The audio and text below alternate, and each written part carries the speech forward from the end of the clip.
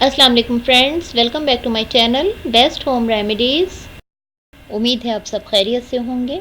हमारी आज की वीडियो बतौर ख़ास ख़वातीन के लिए है, जिसमें हम मेंसेस के मसाइल के बारे में बात करेंगे, क्योंकि ये एक ऐसा मसला है जो ख़वातीन की सेहत के साथ साथ उनके रोज़मर्रा मामूलात को भी बुरी तरह मुतासिर करता है।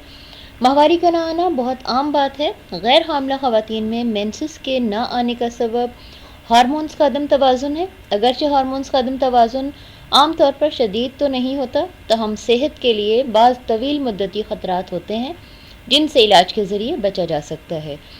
याद रखें, ये बज़ाते ख़ुद कोई बीमारी नहीं, लेकिन इसकी वजह से ख़वातीन सेहत के बहुत से मसाइल का शिकार हो जाती हैं। अगर माहवारी में ताख़ीर हो रही है और मुतल्लिका औरत हामिला नहीं है, तो आम तौर पर इसका सबब हार्मोन्स होते हैं।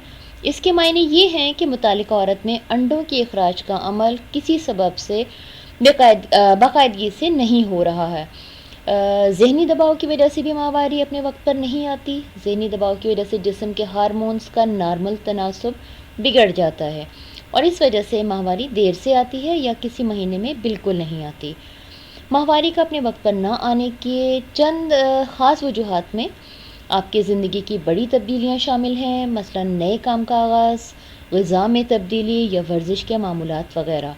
आपके वज़न में नुमाया कमी भी किसी महीने में माहवारी ना आने का सबब बन सकती है। अगर ये कैफियत चंद माह तक जारी रहे तो आपको इस मसले पर तवज्जो देने की ज़रूरत है।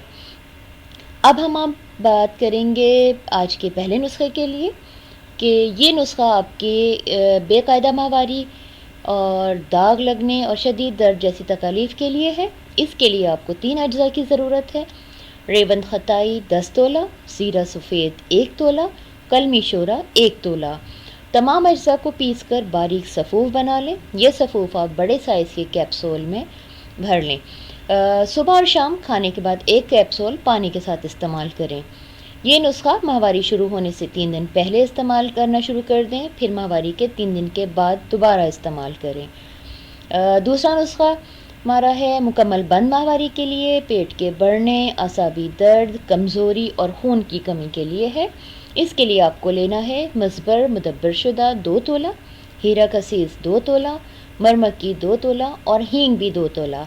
नुस्खे के तमाम अज्जा मुकर्ररा मिकदार में लेके बारीक सफ़ूफ़ बना लें और इन्हें भी आप बड़े साइज़ के कैप्सूल में भर लें।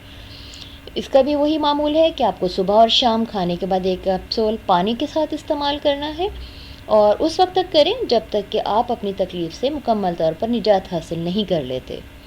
हमें उम्मीद है कि ये नुस्खे आपके प्रॉब्लम्स को मुकम्मल तौर पर ख़त्म करने में मददगार साबित होंगे। कोशिश करें कि आप नुकसानदेह हाई पोटेंसी मेडिसिन्स के बजाय इन कुदरती तरीक़ों पर ज़्यादा फोकस करें। पूरे यकीन के साथ इस्तेमाल करें, इंशाल्लाह आपको रिज़ल्ट ज़रूर मिलेगा।